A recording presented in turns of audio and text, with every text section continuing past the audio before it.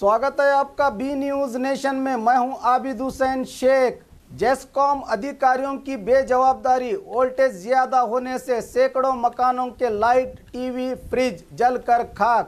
ये मामला गुलबर्गा जिला अफजलपुर तालुके के मनूर गांव में हुआ।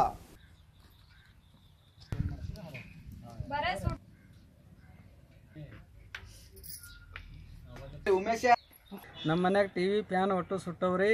ನಮ್ಮ ಯಶೋ ಸಾಹೇಬ್ರಿಗೆ ಹೇಳಿದಕ್ಕೆ ಶೆಡ್ ಅವರು ವೆಲ್ಡಿಂಗ್ ಅಂಗಡಿ ಪರ್ಮಿಷನ್ ಕೊಡಬೇಡ್ರಿ ಅಂದ್ರೂ 1 ತಿಂಗಳು 2 ತಿಂಗಳ ಹಿಂದ್ಗಡೆ ಆ ಕಡೆ ಹೇಳಿತ್ತು.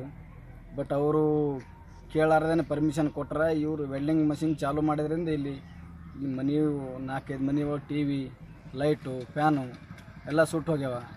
और खबरों के लिए देखते रहिए बी न्यूज नेशन।